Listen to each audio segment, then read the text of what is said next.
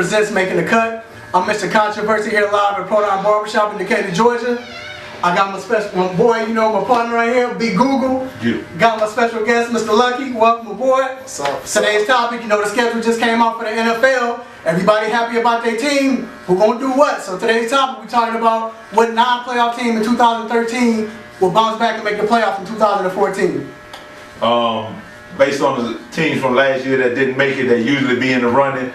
In the AFC, I'm gonna definitely say the Steelers. I would say Steelers probably like the prime team. You got some other ones that may be making some noise or whatever. Ravens, you really can say they possibility, but because of that division, they'll go between Pittsburgh and Cincinnati, even though Cincinnati was a playoff team last year. In the NFC, I would say Chicago definitely will make a comeback. You know, it's not like I'm a Bears fan, but I mean, I just give props where they do. The Bears. I think in the NFC South, you got a combination between Atlanta probably gonna make it this year, Carolina be out type of situation, usually a division winner and a wild card team. So being that the Falcons didn't make the playoffs, you know, they possibly may go ahead and make a wild card run this year. All right, what you got, Lucky? Well, on the AFC side, I agree with Big Google. I'm going with the Pittsburgh Steelers, without a doubt. Mike Tomlin has done more with less than any coach in the NFL. It seems like every year his whole roster gets picked apart, but he seems to rebuild it every year, take those guys who are down on the roster chart and bring them up and make them starters and make them competitive. So I got to give him big props. I definitely go with the Steelers on the AFC side. On the NFC side, that's a mixed bag of tricks. You know, when I look at the Atlanta Falcons, it took them 44 years to have back-to-back winning seasons. So what has changed since last year when they went 4-12 that would make them a 10-6, 9-7 team? Nothing. Because O.C. Umenyiora has been stealing money for the last 5 years. Everybody knows it. We know that. Yeah, okay. The only other bigger thief in New York ever was Allen Houston. So now you got O.C. stealing money. You still don't have a second pass rusher. Mr. Reality has not proven to be anything in Croy Bierman. You have no pass rushers, which helps out your soft corners, who are still youngsters. And oh, by the way, that guy that used to patrol the middle for you, Tony Gonzalez, he's gone. So now you can double up your wide receivers on the outside. So you got Julio doubled up, you got Roddy doubled up, you got nobody to throw the ball to in the middle. And oh, by the way, Matt, you can say all you want about Matt Ryan's arm, but it's a little weak. So I'm not seeing the Falcons going anywhere but home for Christmas and not making the playoffs once again. So out of that division, it's going to be between Carolina and the Saints, and I got the Saints coming out of it in that division. Where the real story is going to come from is the NFC East. You can be 9-7 in the NFC East and win your way into the playoffs. And this year, I know you're going to hate to hear it, but the Dallas Cowboys will make that 9-7 mark and make it into the playoffs this year out of the NFC East. All right. I like what you said about Tomlin. Both of you all about Pittsburgh. I definitely agree with that. Y'all might think I'm crazy, but I think Cleveland gonna surprise some folks this year. You crazy? They made some big pickups. You know, I like the running back and Ben Tate. Of course, you got Josh Gordon. I have a feeling they're gonna pick up Sammy Watkins. I have a feeling they're gonna pick up Sammy Watkins. You see what the rookie quarterback did last year for them before he got hurt, so they was winning then. But in NFC, of course, you know I got my Bears. Saints, of course, gonna win it. Well, we already know the Saints, but I think honestly, I don't think Carolina gonna make it. You know, I mean, who does Cam have to throw to? So I got Tampa Bay surprising some folks. I think they gonna make it. Green Bay, they're probably better also. So that means San Fran's gonna be left out. Y'all think I'm crazy? San Fran's their schedule. Look at their schedule. It's tough, people. They gotta play Denver. They gotta play. They gotta play us. I think they might get us, but I'm biased. We gonna beat them in San Fran. Forget San Fran, New Park. Wow. We gonna beat them. But either or, I still got I got us making it. I got the Eagles winning the division. I don't have nobody else coming from the East. I have the Saints winning the division, so therefore I got Tampa Bay. I got Seattle winning that division, and I got Green Bay coming out the North with us. You know, that's funny, man. I'm listening to what you had to say. And I thought I was sitting next to Mr. Controversy, and it seems like I'm sitting next to Jesse Jackson, because you keep it open live, brother, that kind of stuff. But you're talking about Dallas, and I'm keeping it open live? But let's look at some reality. Let's base it on reality, not on fantasy. You got Cleveland that's going to surprise. Who are you going to surprise? Here's a surprise. The surprise would be that Cleveland wins more than 4 games. That would be a surprise. But based on the last few years, it would be a surprise if Dallas actually wins. So let's analyze that. So let's analyze that. No. You made the statement, so I'm going to answer it. Go ahead. Let's analyze that. The Cowboys finished the last 3 years 8-8.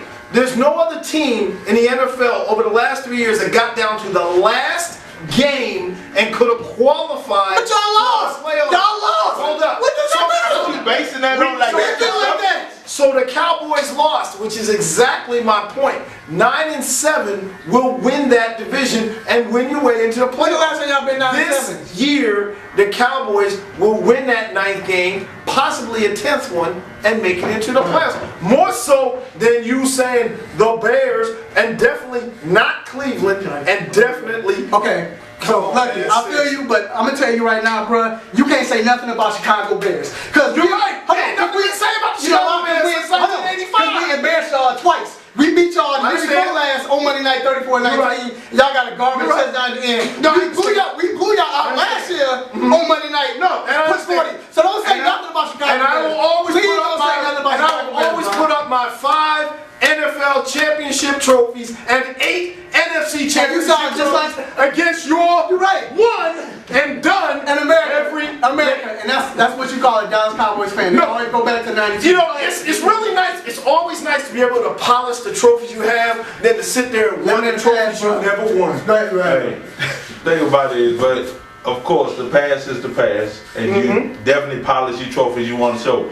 But the fact of the matter is, let's deal with what is reality today. In other words, there's nothing you guys have done that significantly says you're going to win possibly 10 games and possibly win. But you're going to sit there and say the Atlanta Falcons, who won 4 games and lost 12, are suddenly going to vault themselves up into a 9-7 or 10-6 season, and you're telling me I'm not dealing in reality? You don't have any substance to back up. You're speaking about last 5 rings based over the history of the Dallas Cowboys, but we speaking about facts of today. In reference to being America's team, think about it. When you have that title, America's team, everybody's supposed to be jocking you, everybody's supposed to be on your tip. Well, guess what? Don't you think America's team is at least supposed to be in contention at least every 5 years? Every 5 years or something, you at least making it to the 2nd round. I mean, when was the last time Dallas Cowboys won a playoff game? We're going on almost 20 years of an NFC title appearance, but yet it's still all Cowboy fans want to dwell on 5 championship rings. And if you really break it down on the way they got them rings, you got 2. I mean, in other words, you went from 77 to 92, 93. I mean, that long of a time, I don't see where you're so dominant to make it like as if you're so great. So right now, at the helm of Tony Romo, as long as Jerry Jones is in control of the Dallas Cowboys, you can forget the Super Bowl appearance, the Super Bowl ring, or whatever. Because guess what? He's intimidated by a real man. He's intimidated by success. I got a question. Okay. I got a question. Now this is a question for real. Who is the coach? Who is your coach? Okay. Who's the coach? Okay, so we're gonna stress. I'm gonna catch these. I'm gonna roll this tape back a little bit and catch these. First, you talked about being in contention. The last time I looked, if you get to the last game of the season to win, hold on, because I sat here patiently and listened to you go on your diatribe and run it all the way out till you didn't have any more breath in your mouth. So now I'm gonna hit you back. Okay, to be in contention, that is one that you are going to the playoffs, have an opportunity to go to the playoffs. That is in contention.